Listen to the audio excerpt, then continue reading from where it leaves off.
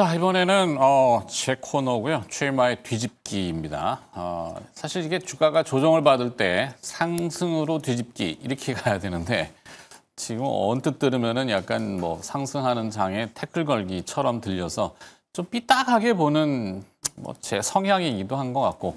자, 오늘 주제가 이 대주주 양도세 기준 결정입니다. 정부가 특히 이제 주말을 경유하면서 주택 안정화 대책, 부동산 대책과 동시에 몇 가지를 내놨죠. 구윤철 경제부총리 겸 기획재정부 장관이 주식 양도세 기준을 이달 안에 빠르게 정하겠다라고 이야기를 했습니다. 어떻게 정하느냐, 초미의 관심사였는데 이제 관심이 점점 줄어들죠. 그러니까 집착할 필요는 없을 것 같아요. 어떤 결과가 나오든지 좋은 쪽은 아닙니다. 일단은 제 생각에는 종목당 50억을 기준했다가 종목당 10억으로 지금 건드리는 바람에 주식시장이 한번 부당탕탕 거렸죠. 자, 근데 그 종목당 50억을 유지해도 문제, 10억으로 낮춰도 문제. 제 개인적인 생각을 해요. 일단 50억을 유지한다고 하면은 여기에 그 복병적인 게 금융투자소득세가 묻혀 있지만 금융투자소득세가 따라올 수 있다. 개인적인 생각입니다. 그래서 50억 유지가 결코 호재만 되지는 않는다라고 보고 만약에 10억으로 낮추는 안을 물어붙이겠다. 그것도 심리적으로는 부담이죠. 이게 종목당 50억, 10억 물론 큰 돈이에요. 하지만 이게 잠재적으로 10억을 낮추게 되면은 오버행, 매물 부담 이슈는 또 끌고 가기 때문에 좋은 것은 아닐 거다라고 생각합니다.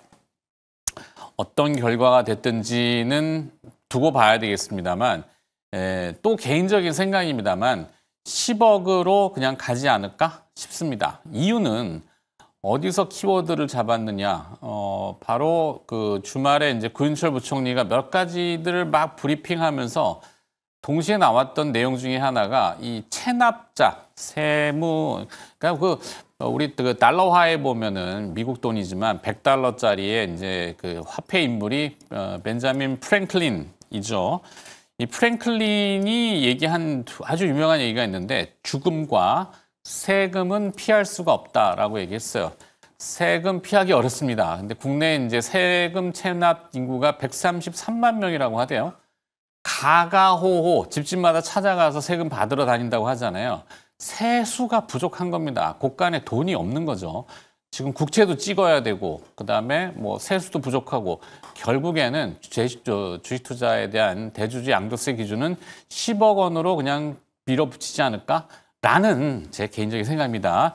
제가 틀릴 수 있고 틀렸으면 좋겠고 틀려서 시장이 오히려 호재로 환호했으면 좋겠다지만 잘은 모르겠네요.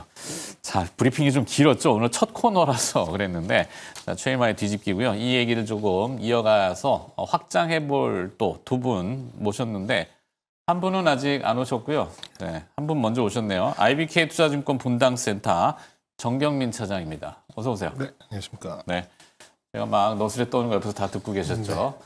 원래 김종규 의사가 또 같이 와야 되는데 네, 언제 오시지? 뭐 사정이 있겠죠. 그래요? 네. 저도 옆에서 좀 듣고 있었는데 월요일엔 조금 늦으신다고 요 그림이 좀 기시감이 있는 그림이어서 크게 새롭진 않네요. 저도 개편하고 처음 만든 코너라서. 네. 자, 일단은 제가 앞에 타이틀은 날려놨습니다. 대주주 기준에 대한 확정. 이 9월 안에는 빠르게 정하겠다. 뭐 시장의 목소리를 기울이겠다라고 얘기하지만 그거는 다 그냥 뭐 적인 것 같고 개인적인 생각을 좀 들어볼까요? 네, 뭐 저는 지금 앵커께서 말씀해주신 거 거의 이제 좀 저도 이제 수긍을 하는 부분이고 그리고 이제 조금 제가 이제 제 개인적인 좀 의견을 좀 말씀드리면 저는 이 시장 거래대금이 모든 그런 기대감, 시장 참여자들의 그런 생각들이 좀 반영돼 있는 수치가 아닐까라는 생각이 들어서 오늘 이 주제는 좀 거래대금이 알고 있는 희망적인 희망 고문 이렇게 좀 축약을 좀 해봤어요.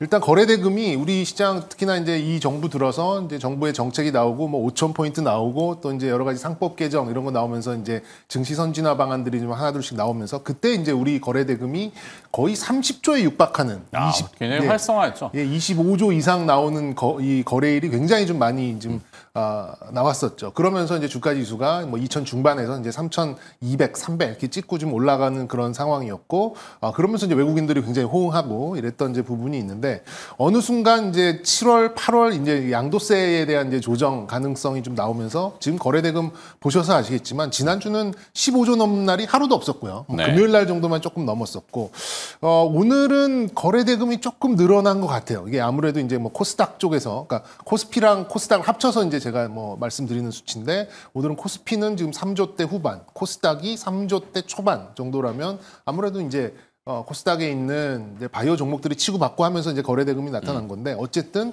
우리 시장이 3,000대 위에서 어느 정도 모멘텀, 그러니까는 방향성을 나타내려면 저는 20조 이상의 거래대금이 좀 나와야 되는 그런 정도의 에너지는 있어야 된다라는 좀 생각을 좀 가지고 있는데, 지금 뭐 15조도 안 되는 이제 이런 상황이라면 그냥 이런 거죠. 그냥 윗돌 뭐 오른 종목 팔아서 밑에 돌을 괴야 되는 그런 상황이 지금 계속해서 나오는 겁니다. 그러다 네. 보니 우리 지수도 3,000에서 3,200, 300 정도에 갇혀가지고 올랐던 종목들, 주도주 내에서 올랐던 종목들 매도 나오면서 또 안 올랐던 종목으로 흘러 들어가고 이런 상태가 지금 계속해 나오는 이제 그런 상황이다 보니까, 아직까지는 시장에서는 이 결정이 빨리 나오기를 좀 기다리고 있는 이제 그런 상황인데, 저 개인적으로 봤을 때는 청와대, 그다음에 정부 여당, 그 기재부 여기가 좀 다 따로따로 놀고 있는 것 같아요. 네. 보면 이 기사들이나 이런 것들 보면 이게 매칭이 안 되거든요. 각자 그냥 다 하고 싶은 말만 좀 하고 있는 상황인데, 나쁘게 그래도 얘기하면은 약간 밥그릇 싸움 같은. 뭐 약간 예. 네. 그리고 이렇게 기재부가 이렇게 목리를 부릴까? 이거 굉장히 저 개인적인 생각입니다. 검찰과 기재부 해체.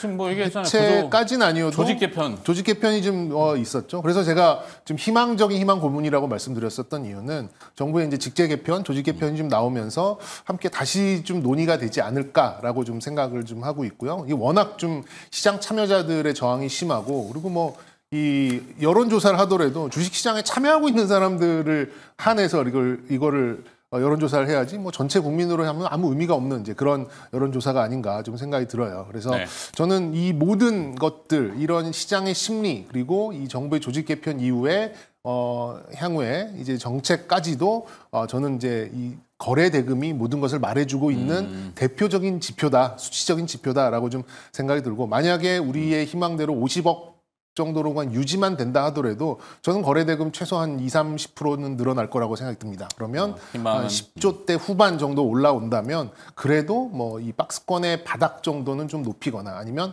박스권 상단을 좀 높일 수 있는 이제 그런 정도의 여력은 좀 되지 않을까라는 좀 생각이 들고요. 만약에 그냥 10억으로 그냥 유지가 된다라고 하면 그냥 올 장은 똑같이 움직일 것 같아요. 그냥 3,000 오면 샀다가 3,200 넘어가면 팔았다가. 그리고 지금 여실히 보여주고 있는 게 이제 그 ETF의 거래량을 보면 지금 ETF 거래량 1위가 인버스, 그리고 1위가 곧버스, 2위가 인버스거든요. 네. 역시 이제 시장 참여자들도 이쯤 오르면 이제 어떠한 이유로든 지수는 내려갈 거야라고 이렇게 인지를 하고 있는 거거든요. 네. 그래서 이제 이런 것들이 좀 탈피되려면 역시 이제 이 양도세에 대한 이제 이런 결론이 빨리, 저는 뭐 추석 전에 좀 나오면 어쨌든 이 불확실성 해소라는 이유만으로도 거래대금의 상승, 그리고 말씀드렸듯이 우리 지수의 뭐 하단과 상단을 조금 더 높일 수 있는 정도의 에너지는 어느 정도 좀 충원이 되지 않을까, 이렇게 좀 말씀드려보고 싶습니다. 글쎄요, 뭐 길게 얘기했는데 일단 자 또 한 번 나오셨고요. 알파경제 김종효 이사도 참여해 주셨습니다. 어서 오세요. 안녕하십니까. 네, 이 그림 희한한 그림입니다. 네, 화면에 보통 이렇게 잡기는 쉽지 않은데 다 개성들이 강하신 분들이라서 네, 각자 코너로 한 30분, 1시간씩 갈 수 있지만 묶어놓은 시간으로 제한된 시간 안에 털어야 됩니다. 자, 일단 주식 양도세 이슈 뭐 꺼냈거든요. 지금 정영민 신장 얘기했고 앞에 저도 뭐 했는데 김종효 의사는 좀 오시는 누워서 들으시기는 어려웠을 거고 김종효 의사 얘기 또 한번 들어볼까요? 근데 뭐 지금 정경민 팀장 얘기에 뭐 대부분 동의하고, 저는 근데 다 동의만 하지 마세요. 그 의견은 틀렸어 이런 것 좀 해주세요. 네. 근데 저는 이거보다 더 중요한 건, 양도세보다 더 중요한 건 저는 배당분리과세다. 배당분리자. 그러니까 지금 우리가 자꾸 단기적으로 내렸다가 올라가는 그 12월 달 연말에 집중되는 현상에 대해서만 고민하고 있는데, 좀 더 본질적으로 우리 시장의 유동성을 그동안 공급해왔던 건 외국인이고, 네. 외국인 입장에서 이걸 중요하게 생각할까 아니면 장기 보유했을 때 메리트를 더 중요하게 생각할까를 보면은 저는 배당분리과세에 대한 결정 영향력이 더 크다라고 봅니다. 그래서 지금 지난번에 처음에 배당 분리 과세 얘기가 나오고 그와 관련돼서 뭐 JP모건이라든지 모건스탠리라든지 들어와서 금융위 만나고 금감원 만나고 뭐 여당 만나고 이렇게 했을 때가 저는 이 문제에 대해서 굉장히 심각한 논의를 주고 갔을 거라고 생각하거든요. 네. 그러니까 외국인들 입장에서는 주식 장기 보유하고 싶은데 이렇게 뭐 대주주 이슈 가지고 연말에 크게 등락하고 그다음에 이제 좀 배당 오래 챙겨서 들고 가고 싶은 그런 정책적 전환을 얘기했는데 약속은 안 지키고 세금은 높여버리고 받을 수 있는 사람의 폭을 확 줄여버리면 그러면 이게 과연 의미가 있을 것인가. 물론 뭐 기재부는 이렇게 볼멘소리 하겠죠. 우리 지금 세금이 부족하다. 확장 재정하려고 하는데 세금이 부족하니까 할 수가 없다.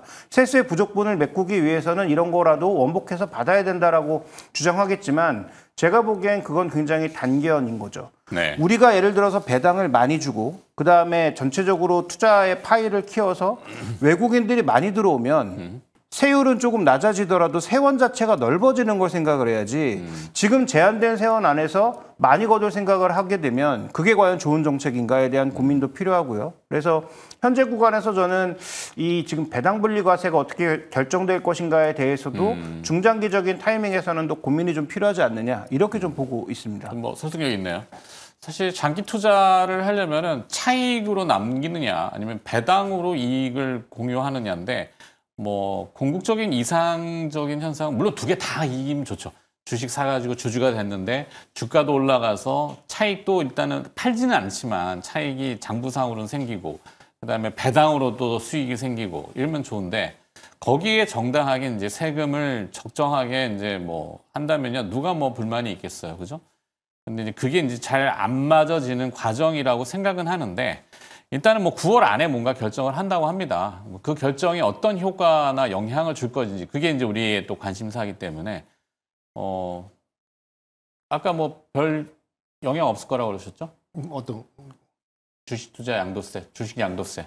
주식 양도세. 지금처럼 뭐 이렇게 아무 얘기 없으면 그냥 시장은 지금 노멀하다. 이 지수에 그대로 이렇게 좀 반응할 수밖에 없고 또 이제 컨트롤 C, 컨트롤 V 복사해서 붙이듯이 이제 12월 되면 또 일부 종목들 개인들 또 소위 말하는 큰 손들이 선호하는 종목들 그리고 단기적으로 많이 올랐었던 종목들에 대해서 이제 매도가 나올 수밖에 없는 거고 그거를 노려서 외국인들은 또 배당 차익 거래 나와서 또 오르는 종목만 일부 좀 올라가고 뭐 매년 겪었던 그런 것들이 또 반복되는 거기 때문에 우리 시장 이 지수 자체의 어떤 이제 모멘텀, 이 연속성과 방향성에 대해서는 굉장히 한정될 수밖에 없는 그런 상황으로 보시면 될 것 같습니다. 김종인 의사는 어떻게 전망하세요? 물론 배당 분리 과세, 배당 소득 분리 과세 더 중요한 이슈지만 이번에 그 이슈가 안 붙어지고 그냥 뭐 대주주 양도세에 대한 가이드만 딱 정해진다면 어떤 예상을 하시고 시장 반응은 어떨 건지 그걸 좀 해주시면. 그 어제 일요진단을 보셨는지 모르겠는데 어저께 이제 구윤철 부총리 나왔잖아요. 어디죠? KBS? 네, 일요진단에서 나와서 이제 제 것도 잘 안 보는데 모르겠어요. 네, 여러 가지 얘기하시던데 네. 보면 볼수록 드는 생각은 우리나라 경제 수장이신데 네. 지금 포인트? 어떤 생각을 가지고 계신가에 대해서 정말 좀 고민스럽더라고요. 자본시장 활성화의 방점 이렇게 얘기했잖아요. 자본시장 활성화는 아는 건 없고 그래서 뭐 FX 뭐 거래도 뭐 24시간 거래로 11월 달부터 열고 그다음에 주식 투자도 지금 뭐 애프터마켓 프리마켓인가? 넥스트 트레이드. 넥스트 트레이드. 그리고 뭐 1시간씩 더 늘리고 잘하면 24시간 거래도 이제 뭐 하고 좋다 이거죠. 뭐. 그러니까 이분은 세금 걷는 거 외에는 제가 보기엔 별로 잘 모르신다. 그래서 네. 과거 이제 이분의 그 등장 배경 자체도 확장 재정을 통해서 그 기재부 1차관일 때 문재인 정부 때 꽤 역할을 하신 걸로 제가 기억을 하는데 그래서 그 기억은 있을지 모르겠으나 자본시장과 관련된 것에 대해서는 결국 후배들이 얘기하는 걸 그대로 읊조리고 있거나 아니면 이분이 왜 주요 경제 정책 결정에서 다 뒷방으로 밀리고 계신지를 명확하게 보여주고 있다. 그래서 관세 결정할 때도 못 가고 우리나라에 있었고 그다음에 그 관세 결정하는 첫 번째 회담에서도 미국 안 가고 결국 한국에서 뭉개다가 못 갔고 네. 그래서 결국은 경제수장은 제가 보기엔 이제 바뀌겠구나. 그러니까 이분의 그 자리가 장관에서 낙마된다는 게 아니고 금융감독위원장이 아마 전체적인 틀을 잡고 가는 흐름이 되지 않을까. 김대중 정부 때처럼 네. 그런 흐름으로 갈 가능성이 있기 때문에 저는 일단 뭐 결정은 제가 보기엔 최악의 결정을 할 가능성은 없다. 네. 이렇게 뭐 정부 눈치도 보고 기재부 후배 눈치도 보고 있으면 제가 보기엔 최악의 결정은 하지 않을 것으로 보이고 그러면 이제 뭐 정경민 팀장 얘기처럼 시장에 미치는 영향은 화끈하게 하지 않는 한 제한적일 가능성이 높다. 이렇게 봐야 되겠죠. 근데 이번에 이제 부동산 대책이 함께 나왔잖아요. 주말에. 결국에는 부동산 시장에서 좀 이 건전자본 시장, 건전자본이라고 하여튼 표현은 그래요. 그러니까 뭐 주식시장으로 좀 유도하려고 했던 게 이재명 정부에 들어서 기치인데 어떻게 좀 옮겨올 것 같아요? 부동산에서 이쪽으로?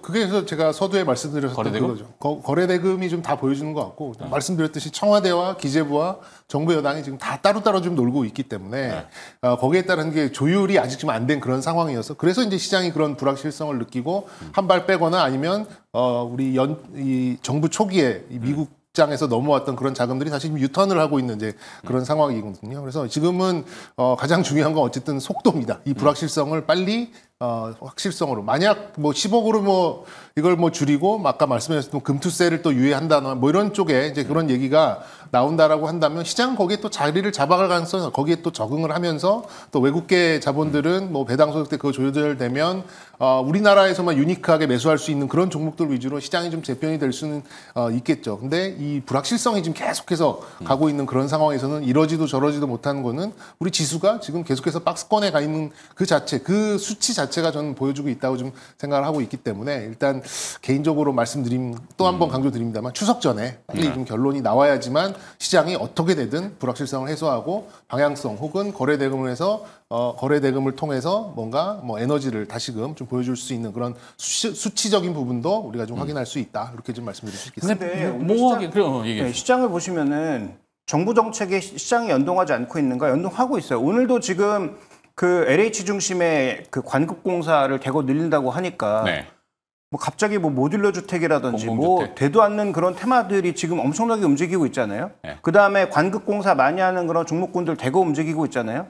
대형 건설사가 아니라 중소건설사가 움직이고 있는 건 스스로 이제 뭐 그 펀딩에서 이제 막 할 수 있는 아니면 외부에서 차입해서 할 수 있는 그런 대형 건설사들보다는 관급공사 받아서 유지하고 있는 그런 중소 건설사로 뭔가 몰리고 있다라고 하는 건 그다음에 정부 정책에 대해서 여전히 저는 무게를 두고 있다라는 거예요. 그러니까 네. 지금 말씀하셨던 대로 정부가 무언가 결정을 하려면 뭉개지 말고 빨리빨리 결정해 줘야 그게 악재든 호재든 시장이 해석하고 그 다음 액션을 할 수 있는데 다음 액션을 할 수 없게 계속 이렇게 뭉개버리니까 그래서 예전에 말씀드렸지만 뭐 제가 취재를 통해서 모든 지금 결정은 청와대로 넘어갔는데 청와대가 결정하지 않고 있다라고 말씀을 드렸는데 도대체 결정을 왜 하고 있는지 정도는 알려줘야 시장에 뭔가 다음 액션을 취하지 않겠어요. 그래서 저는 지금 뭔가 빠른 결정을 내어줘야 그게 악재가 됐든 호재가 됐든 시장에 해석하고 갈 수 있도록 결정을 하는 것이 중요하다고 저도 보고 있습니다. 근데 안 건드리려고 하지만 사실 맥락은 절세, 감세, 그러니까 세금 깎아줄게 주식 투자할 수 이건 없는 것 같잖아요. 그죠? 그렇죠.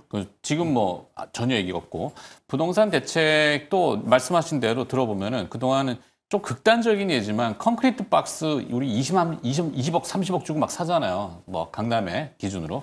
근데 그게 너무 비싸지. 자, 컨테이너 박스로 줄 테니까 여기를 좀 사라. 이렇게 하는 거 아닌가. 웃으시려면 확 웃어버리시고.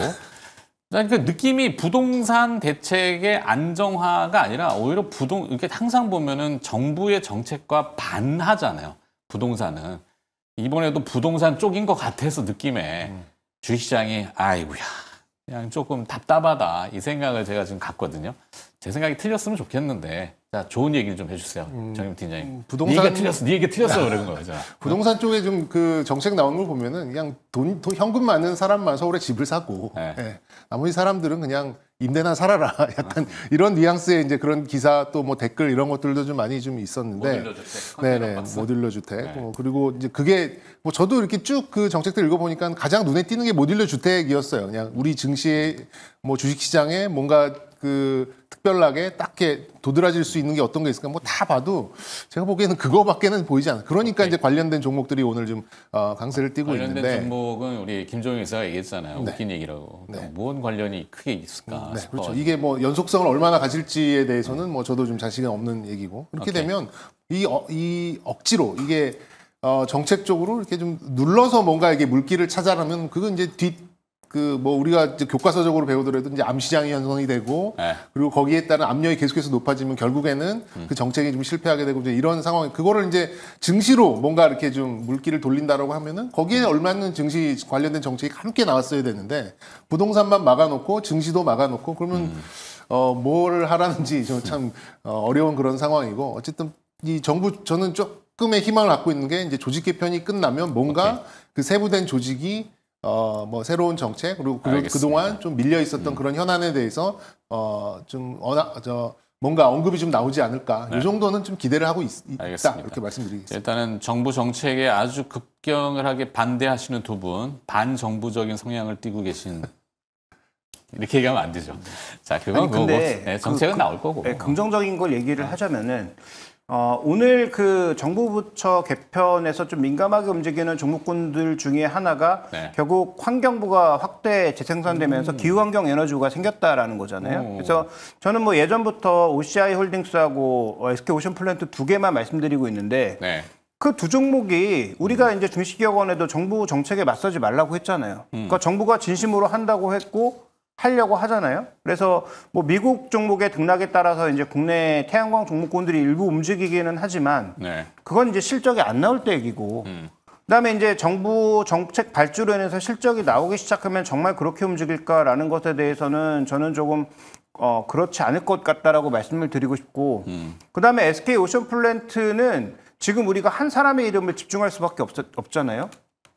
누구? 강덕수 예전 STX 그룹 그 회장이 리만 사태 때 산업은행장 아니야 STX 사장이었어요. STX 그룹 대표였다가 죄송합니다. 결국 회사가 그 없어지는 그런 과정을 통해서 뒤로 물러나셨는데 이분도 이번에 사면받고 지금 디오션 자산운용이라고 하는 그 회사를 가지고 이번에 SK오션플랜트의 지분 인수에 지금 뛰어들었잖아요. 그러니까 이분이 과거에 굉장히 공격적으로 영업해서 뭐 제2의 뭐 김우중 회장이다 뭐 이런 얘기 들으셨던 분인데 이런 분들이 갑자기 이게 안 되는 산업이면 자기 자산운용의 회사의 지분을 들고 왜 뛰어들까에 대한 고민도 필요하다는 거죠.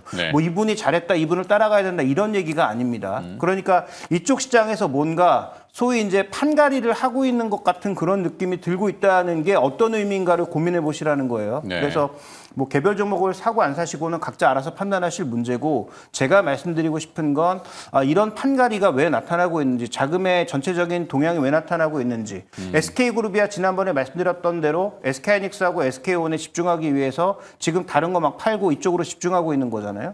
그러면 그걸 사는 사람들은 어떤 사람들이고 어떤 성격을 가지고 있는지도 한번 고민해 볼 필요가 있겠고요. SK오션플랜트는 플러스 알파가 더 있잖아요. 조선 부분 갖고 있잖아요. 그 STX 조선 부분도 지금 갖고 있는 거 아닙니까, 여기가? 그 조선 부분이 딱 군함을 만들기 좋은 정도 수준의 그 도크를 갖고 있는 거거든요. 그러면 이 강덕수라고 하는 분은 예전 STX 그룹의 뭔가 향수를 느끼려고 하는 건가? 라는 그런 의심도 마구마구 들고 있거든요. 그래서 저는 그런 부분들도 좀 복합적으로 살펴봐야 될 때가 아닌가라고 해서 이런 정부 조직 개편에 따른 전반적인 흐름에 있어서 살펴볼 것들이 생각보다 좀 많다, 세세하게는. 정부 조직 개편까지 지금 들고 나왔어요. 김종인 의사가. 사실 조직 개편은 좀 별 관심은 없었는데 뭐 중요한 포인트는 기후 환경 에너지부.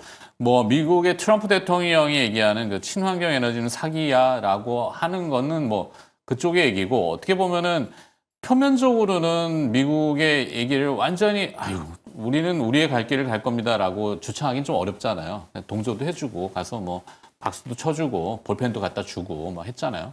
볼펜은 아니지만 하여튼 그 뭐 투자도 해준다 그러고 마스가도 얘기하고 뭐 했는데 우리는 우리 나름대로의 특성이 분명히 있을 거예요. 강릉의 이번에 그 이제 기후를 보면은 그게 단순히 수자원 관리의 오점일까 아니면은 또 먼 미래의 한반도의 어떤 전형적인 얘기일까 이런 것도 지금 고민을 할 거란 말이죠. 이재명 대통령 스타일이 미래의 대계에 대해서. 그래서 정부 조직 개편을 방향을 맞췄고 거기에 어떤 주요 인사가 맥락을 잡은 거 보면 뭔가 있다. 김종인 의사님 맞죠? 네, 그렇죠. 뭐 과기부도 이제 부총리급으로 올라가는 것도 그렇고요. 자, 우리 아무 생각 없는 정혜민 씨.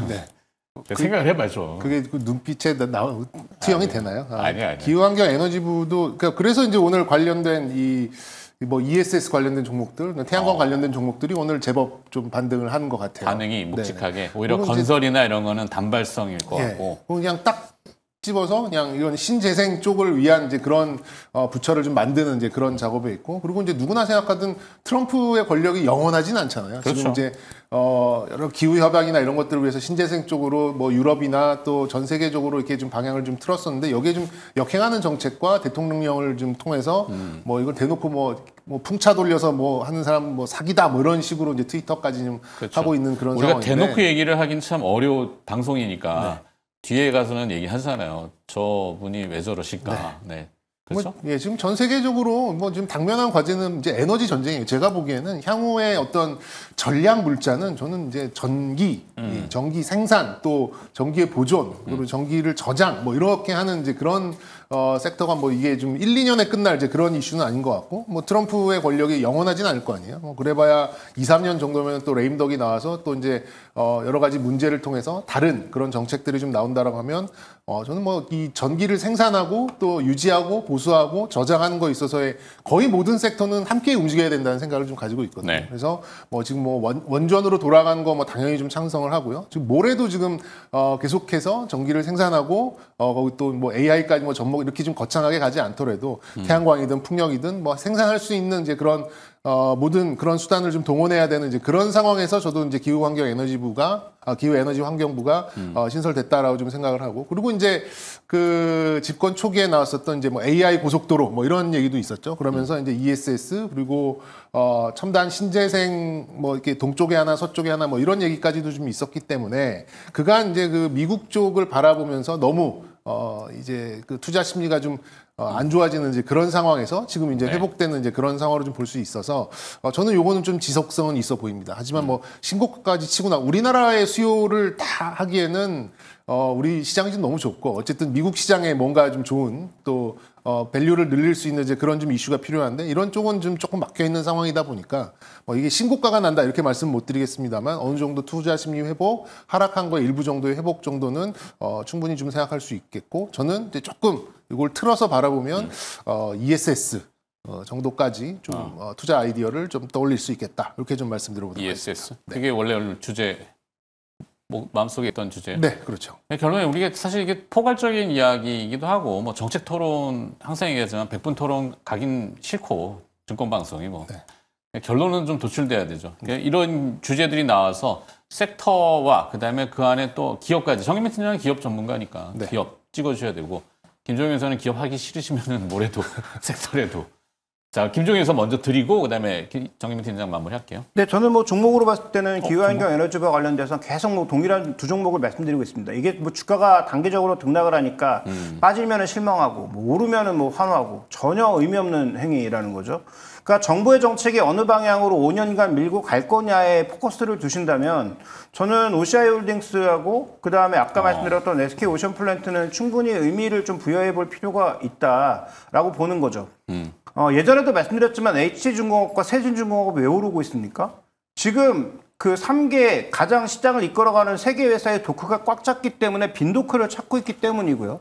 그다음에 군함에 맞는 도크를 그들이 갖고 있기 때문에 HD, 현대, 미포나 이런 종목군들까지 그렇죠. 다 움직이고 있는 거죠. 핵심 포인트는. 그렇게 본다면 지금 만약에 우리가 친환경 에너지를 한다고 했을 때 자꾸 뭐 친환경 하면 원전 안 하냐 이런 얘기 하시는데 다 해야죠. 원전도 늘릴 수 있다면 늘리고, 다만 원전은 이제 그런 문제가 있는 거잖아요. 너희 동네에다가 만들면 우리 동네는 안 된다라는 그런 이슈가 있기 때문에, 또 태양광, 뭐 풍력도 마찬가지겠죠. 우리 동네는 안 된다라는 뭐 그런 이슈가 있기 때문에 그런 어떤 지역 이기주의와 관련된 것들은 잘 해결해 나가야 되겠지만, 지금 되면 원전도 더하고 그다음에 뭐 수력도 더하고 풍력도 더해야죠. 그래서 그런 그 요인들을 살펴본다면 우리가 어떤 에너지를 늘려야 되는 것과 상관없이 에너지 전체 양을 늘려야 된다라는 것에 대해서 살펴볼 필요가 있겠고, 국내에 이제 그 전력 고속도로 만들려면 그러면 뭐 송배전 이런 것들도 필요하니까 관련된 종목군들에 대해서는 계속 긍정적 관점을 가지고 볼 필요가 있겠다라고 보고 있고요. 그다음에 이제 아까 우리가 맨 처음 얘기 나눴던 대주주 이슈, 양도세 이슈와 관련돼서는 결국 뭐 지주사를 볼 수밖에 없다. 어떤 거요? 지주사. 지주사. 네, 저는 뭐 증권주하고 금융주는 지금 뭐 정부가 집중적으로 때리고 있기 때문에 네. 하반기 실적이 떨어질 거라고 봐서 이들에 대해서는 별 관심이 없지만 뭐 지주사들은 여전히 밸류가 워낙 뭐 갭이 벌어진 종목군들이 많으니까 뭐 지주사 중에서는 뭐 지금 업종 이슈와 묶여일 수 있는 뭐 GS라든지 뭐 이런 종목군들은 저는 뭐 충분히 좀 볼 필요가 있지 않느냐 이렇게 보고 있습니다. 기업을 많이 얘기해 주셨어. 자, 정부 조직학 개편이 뭐 일단 호재 악재로 구별하기는 애매모호한 거지만 새로 신설된 기후 에너지 환경부 여기에 의미가 좀 방점에 있고 거기에 관련된 기업들 몇 가지 주셨어요. 자, 그다음에 우리 정김 팀장도 마무리 이제 해주셔야죠. 네, 뭐 대주주 관련된 뭐 이거는 어쨌든 나와야 돼요. 뭔가 나와야 그 다음에 이제 좀 대응을 하는 거지. 뭐 지금 우리끼리 여기서 나와 봐야 시장 반응 봐야 알겠다. 뭐 계속 얘기해봐야 만약에 그냥 계속해서 뭐 10억으로 가버리고 뭐 금수세 하고 그러면은 뭐 사실 이제 정nem이 떨어질 수밖에 없는 이제 그런 상황이기 때문에 뭐 저도 이제 뭐 금융 그러니까 일단 배당 재원이 많은 쪽 그리고 이제 이 지배구조 관련된 이제 이런 좀 지주사들 뭐 그쪽이 아마 이제 가장 먼저 움직일 가능성이 좀 있어 보이긴 합니다만 전제는 불확실성이 해소된다는 점점점 그건 좀 뭐 저희가 어떻게 한다고 할 수 있는 부분은 없는 것 같고요. 오케이. 네 그리고 신재생 쪽은 저도 좀 비슷한데요. SK 이터닉스라고 이제 개발 쪽 풍력 뭐 풍력과 뭐 태양광 그리고 ESS까지도 이렇게 좀 아우르고 있는 이제 그런 섹터를 비즈니스 포트폴리오를 가지고 있는 기업이 있습니다. SK의 이제 계열사고 오늘 뭐 한 4% 5% 정도 오늘 좀 반응을 좀 하고 있고요. 그리고 저는 ESS에 대한 관심은 계속해서 좀 가지고 있어요. 그래서 뭐 이런 ESS 뭐 관련된 2차 전지의 셀 업체들을 지표 종목들을 보시면서 한중 NCS 같은 종목들. 어떤 거? 한중 NCS. 한중 NCS 소형주인가요? 코스닥 종목이고 이 종목은 하이브리드 차와도 좀 어느 정도 관련이 있고 그리고 이제 ESS에 관련돼서 이제 온도에 대한 이제 이런 기술을 좀 가지고 있는 회사니까 뭐 잠깐 축약을 드려서 뭐 개인적인 관심주 말씀드리자면 이렇게 말씀드려보고 싶습니다. 결국은 한중 NCS네. 되게 투명한가 봐요, 제가. 맨 끝에 얘기하는 게 집중 아니에요, 사실? 오늘의 주인공은 한중 NCS로 마무리하면서 자 처음 오늘 개편하고 이제 이로 조합을 했는데. 매일 나오시나요? 주 1회. 섭외가 어떻게 되던가요? 주 1회? 네. 김종인 선생님 매일. 자, 하여튼 어떻게든 꾸려가 보도록 하죠. 이 브레인들을 가지고 시청률이 안 나온다는 것도 웃기니까. 열심히 좀 해주세요. 네. 알파경제 김종인 이사와 IBK 투자증권 분당 지점 정경민 팀장이었습니다. 고맙습니다.